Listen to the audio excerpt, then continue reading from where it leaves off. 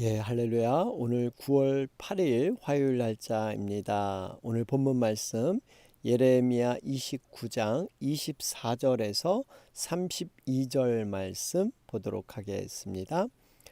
너는 느헬렘 사람 스마야에게 이같이 말하여 이르라. 만군의 여호와 이스라엘의 하나님께서 이와 같이 말씀하여 이르시되 내가 내 이름으로 예루살렘에 있는 모든 백성과 제사장 마하세야 아들 스바냐와 모든 제사장에게 글을 보내 이르기를 여호와께서 너를 제사장 여호야다를 대신하여 제사장을 삼아 여호와의 성전 감독자로 세우심은 모든 미친 자와 선지자 노릇을 하는 자들을 목에 씌우는 나무 고랑과 목에 씌우는 쇠고랑을 채우게 하심이오늘 이제 내가 어찌하여 너희 중에 선지자 노릇을 하는 아나돗 사람 예레미야를 책망하지 아니하느냐. 그가 바벨론에 있는 우리에게 편지하기를 오래 지내야 하리니 너희는 집을 짓고 살며 밭을 일구고 그 열매를 먹으라 하셨다 하니라. 제사장 스바냐가 스마야의 글을 선지자 예레미야에게 읽어서 들려줄 때 여호와의 말씀이 예레미야에게 임하여 이르시되 너는 모든 포로에게 전언하여 이르기를 여호와께서 느엘람 사람 스마야를 두고 이같이 말씀하셨느니라. 내가 그를 보내지 아니하였거늘 스마야가 너희에게 예언하고 너희에게 거짓을 믿게 하였도다. 그러므로 여호와께서 이와 같이 말씀하시느니라.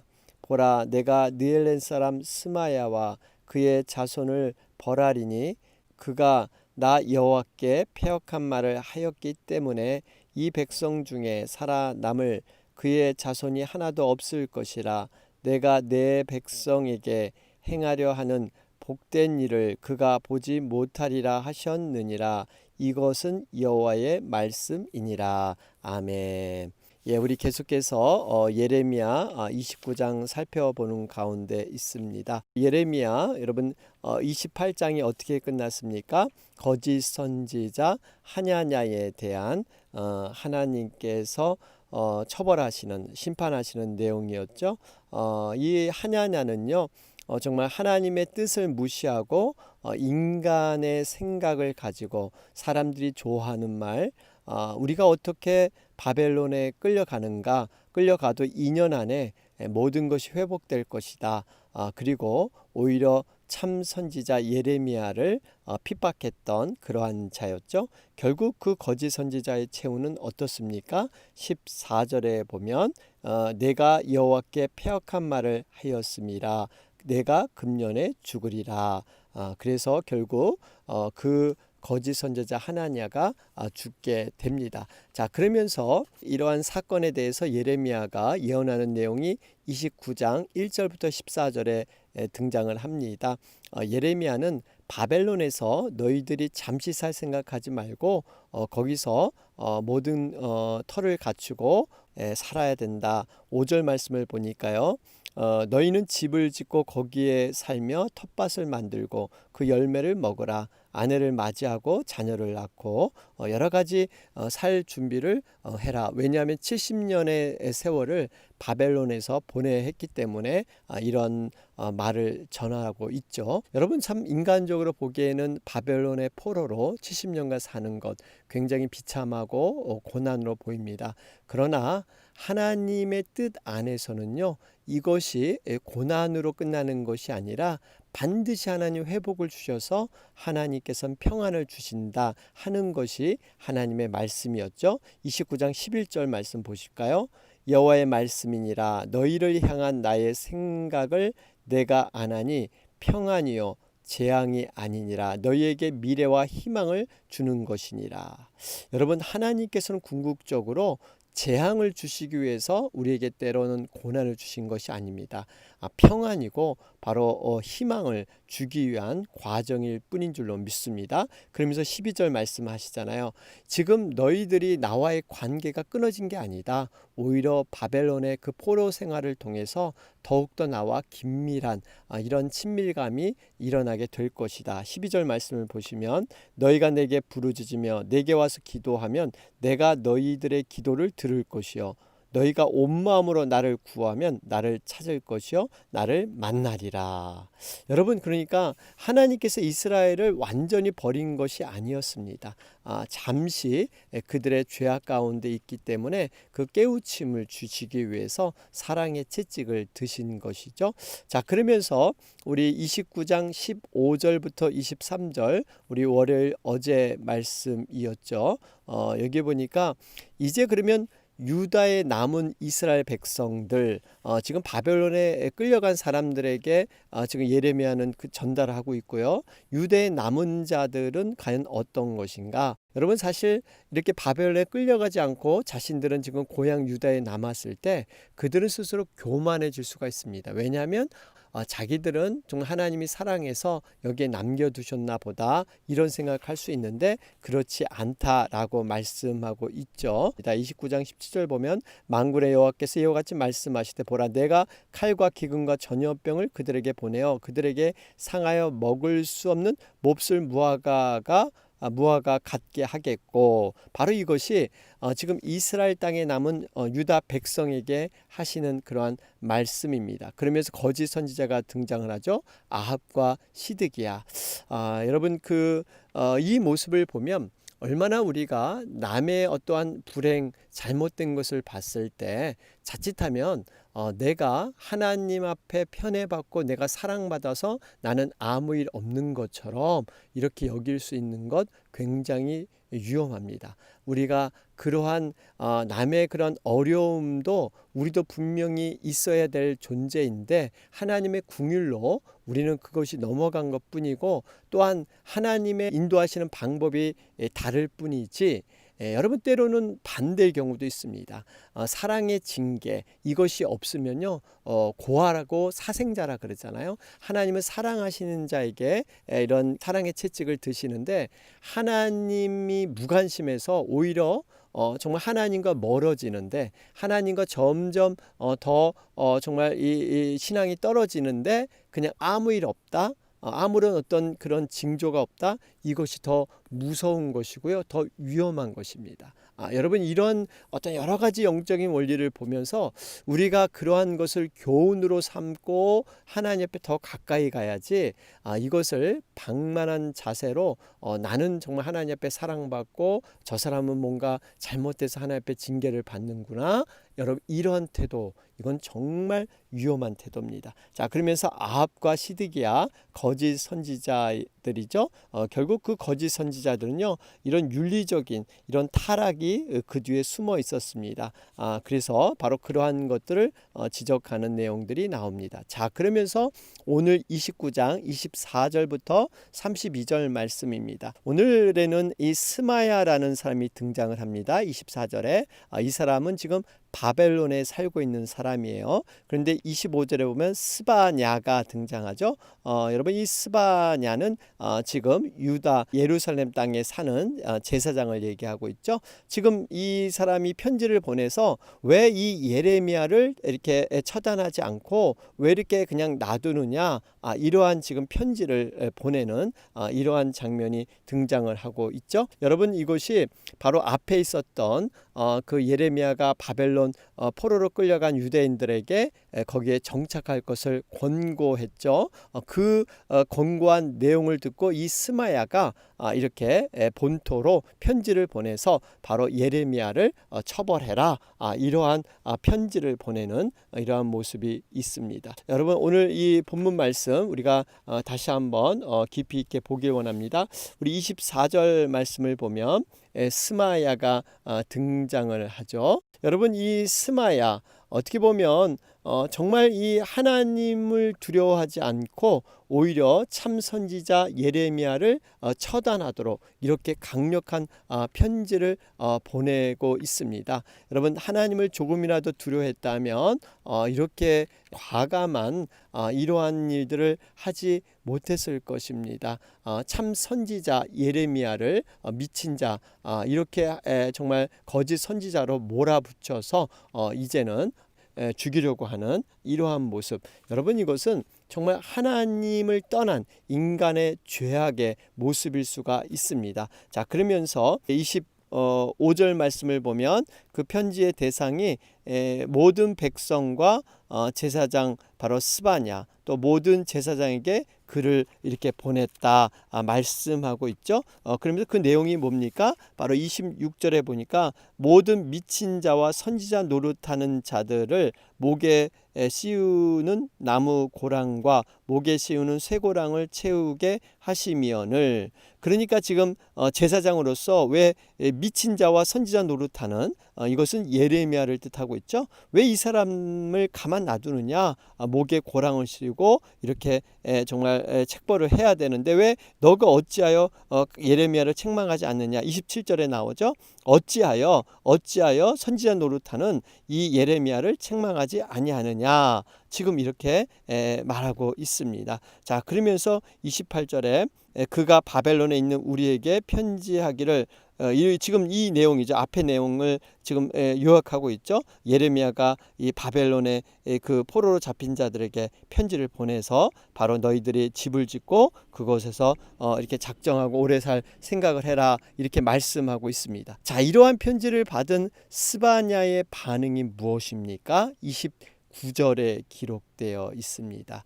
제사장 스바냐가 스마야의 글을 선지자 예레미야에게 읽어서 들려줄 때, 여러분, 이제 스바냐의 반응을 잘 기억해야 합니다. 여러분, 당시는 정말 예레미야는요, 외롭고 고독한 시대였죠. 사회 전반적인 분위기가 거짓 선지자들의 말을 쫓았습니다. 왜냐하면 자신들에게 도움이 되는 말을 해줬기 때문에 어떻게 바벨론에 이렇게 오랫동안 종살이 하겠느냐? 잠시일 뿐이지 우리는 선민으로서 이렇게 살 수가 없다. 더군다나 바벨론을 항거하는 이러한 세력들을 지금 모아서 쿠데타를 일으키려고 하는 이러한 상황이었죠. 이 모습이 상상이 되시죠? 많은 다수가 인본주의적인 방법으로 거짓 선지자의 그 선동에 따르는 것. 어떻게 보면 이 예레미야는 눈의 가시와 같은 존재였습니다. 왜냐하면 바른 말을 했기 때문에, 하나님의 뜻을 가감없이 전했기 때문에. 이러한 것들을 이제 목적을 이루기 위해서는 수단 방법을 가리지 않죠. 불의한 자로 오히려 예레미야를 매도하고 어떤 방법이든지 예레미야를 제거하려고 하는 이러한 시대적인 분위기. 여러분, 다수가 지금 이렇게 예레미야를 잡으려고 달려드는 그러한 상황입니다. 그런데 스바냐의 행동은요, 정말 특별하게 행동을 합니다. 특별히 이 글을 예레미야에게 이렇게 읽어주고 있습니다. 만약에 여러분, 스바냐가 지금 이러한 사회적인 분위기에 동조해서 예레미야를 처벌하려고 하면요, 사실 이렇게 조용히 처벌하겠죠. 어떻게든지 죄명을 씌워서 이렇게 잡아 가둔다든지 이러한 일을 했을 텐데, 지금 스마야 길을 예레미야에게 알려줬다는 것은요, 지금 스바냐가 굉장히 영적인 분별력을 가지고 어떻게 보면 제사장으로서 이러한 모든 것들을 하나님의 뜻 안에서 합당하게 이렇게 진행하고 있다는 것을 볼 수가 있습니다.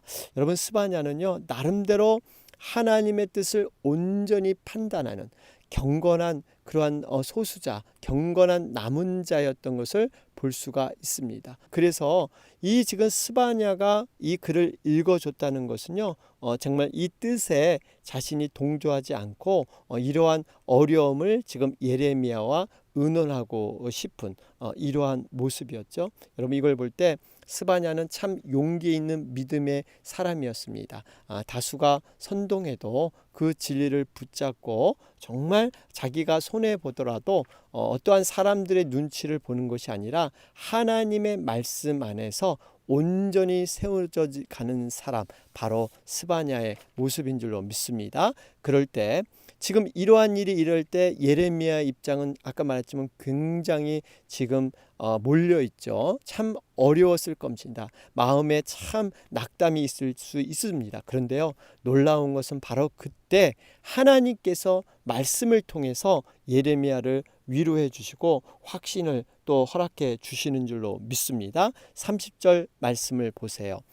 여호와의 말씀이 예레미야에게 임하여 이르시되. 여러분, 정말 하나님께서는요, 결정적일 때, 지금 예레미야가 정말 얼마나 이 편지의 내용을 이렇게 듣고 나서 얼마나 참 마음이 무거웠겠어요. 그럴 때 하나님께서 예레미야 편에 서 주셔서 말씀으로 새롭게 해 주시는 줄로 믿습니다. 여러분, 이것이 바로 하나님의 정말 적절한 도우심입니다. 하나님은 정말 때마다 일마다 우리가 지치고 상할 때 바로 그때 하나님은 함께 해주셔서 하나님의 진리편의 선 자를 보호해 주시고 친히 인도해 주시는 줄로 믿습니다. 31절에 보면 내가 그를 보내지 아니하였다. 스마야가 너희에게 예언하고 너희에게 거짓을 믿게 하였도다. 여러분, 이 스마야가 바로 이 거짓 선지자다. 오히려 하나님께서는 모든 것을 명명백백 밝혀주고 계십니다. 자, 그러면서 32절 말씀을 보면 그러므로 여호와께서 이와 같이 말씀하시니라. 보라, 내가 느엘렙 사람 스마야와 그의 자손을 벌하리니 그가 나 여호와께 패역한 말을 하였기 때문에 이 백성 중에 살아남을 그의 자손이 하나도 없을 것이라. 여러분, 어떻게 보면 거짓 선지자 하나냐를 떠올리게 되죠. 하나님 앞에 대적했던, 특별히 주의 참종인 이 예레미야를 대적했던 자들, 어떠한 결과가 있습니까? 하나님 앞에 분명한 심판이 있다는 것입니다. 여기서도 보니까 스마야뿐만 아니라 그의 자손을 벌하리니. 여러분, 스마야만 그냥 하나님 앞에 심판을 끊는 게 아니라 그 자손까지도 여러분 그 벌을 받게 되는 정말 무시무시한 하나님의 심판이죠. 이유가 뭡니까? 그가 나 여호와께 패역한 말을 하였기 때문에. 여러분, 참 선지자를 지금 이렇게 핍박하고 그렇게 구속하려고 하는 이러한 모습이 하나님께 패역한 말을 했다. 그러니까 하나님께서는요, 정말 놀라운 것은 이 사울이 바울이 될 때도, 여러분, 이 사울이 과거에 어떤 일을 했습니까? 예수 믿는 자를 잡아 가두는 일, 핍박하는 일을 했죠. 그런데 오히려 그 예수님께서는 사울아 사울아 내가 나를 왜 핍박하느냐 이렇게 말씀하세요. 이 원리를 여러분 이해하세요? 하나님의 정말 사람, 하나님의 종, 이러한 종에 대해서 정말 핍박하고 패역하게 하면 그것은 하나님께서 자신에게 한 것처럼 여기고 있다는 것입니다. 여러분, 우리가 이 어떤 영적인 원리를 우리는 좀 깨달아야 합니다. 결국 하나님께서 이러한 일을 하게 되는 것, 그러면서 중요한 한 가지를 깨닫게 되는 것은요, 지금 백성 중에 스마야의 그의 자손은 하나도 없을 것이라. 그러면서 한 가지 중요한 말씀이 내가 내 백성에게 행하려 하는 복된 일을 그가 보지 못하리라 하셨느니라. 여러분, 여기서 복된 일로 표현하고 있어요. 70년 동안 바벨론의 포로로 살다가 복된 일, 그게 뭘까요? 회복입니다. 70년의 고난의 세월은 있지만 반드시 하나님께서는 그 고난을 그냥 결과로 끝이 아니라 하나의 과정으로서 반드시 좋은 날, 선한 날을 주신다, 회복의 날을 주신다 하고 말씀하고 있습니다. 그래서 우리가 앞에서 살펴본 29장 11절 말씀과 연관이 되죠.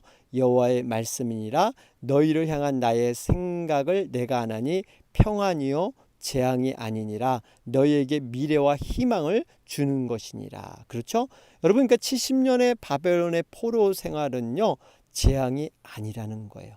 이것은 평안이고 미래와 희망이라는 사실입니다. 이게 바로 복된 일, 복된 일. 여러분, 사실 거짓 선지자 이 스마야를 포함해서 거짓 선지자들은요, 하루라도 빨리 바벨론에서 벗어나기 원했잖아요. 그래서 2년이라는 세월까지도 하나냐는 내세웠잖아요. 그들은 정말 이 바벨론에서 종살이하는 치욕을 견딜 수가 없었어요. 그런데 그렇게 거짓 선지자들이 유다의 회복을 바라고, 우리는 감히 바벨론에 오래 그렇게 종살이지 않을 것이다 바랬는데, 정작 그렇게 바랬지만 그들은 그것을 누리지 못합니다. 여기 보세요. 여기 보니까 하나도 자손은 없을 것이다. 복된 일을 그들이 보지 못하리라. 이게 바로 거짓 예언자, 거짓 진리를 쫓는 자의 모습입니다. 그러면서 한 가지 또 중요한 것은요, 이 거짓 선지자만 이것을 못 보는 것이 아니라, 복된 것을 못 누리는 것이 아니라, 거짓 선지자를 따랐던 사람들조차도 이 복된 일을 누리지 못한다는 겁니다.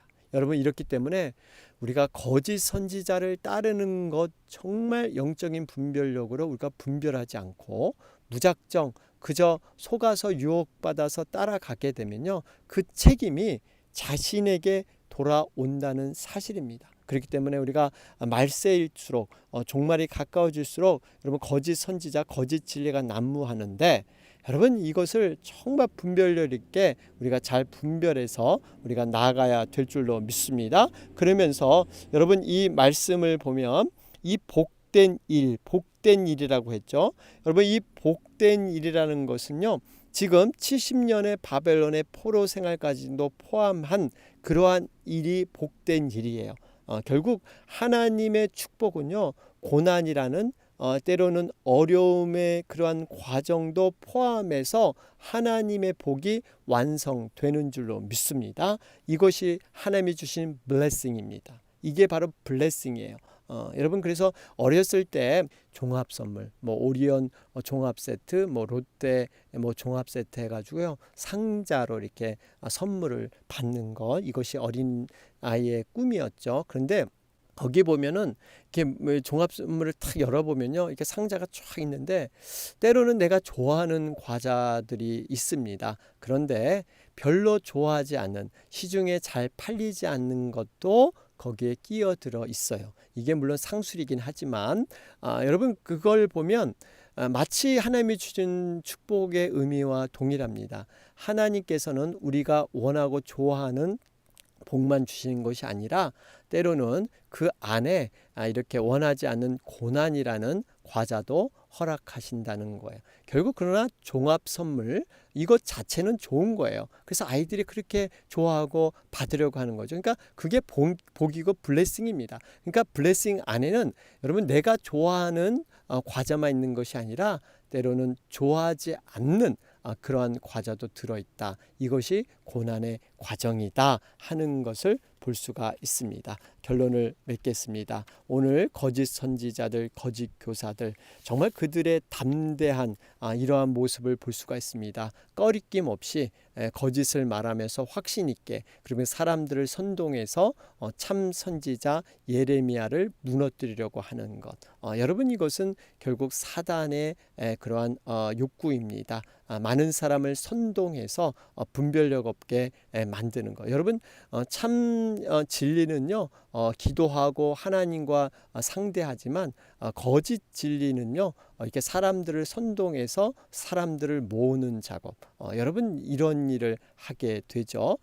바로 이걸 통해서 하나님께서는 예레미야에게 말씀을 주셔서 거짓 그러한 영에 대해서 대항할 수 있도록 하나님이 직접 이렇게 참여해 주십니다.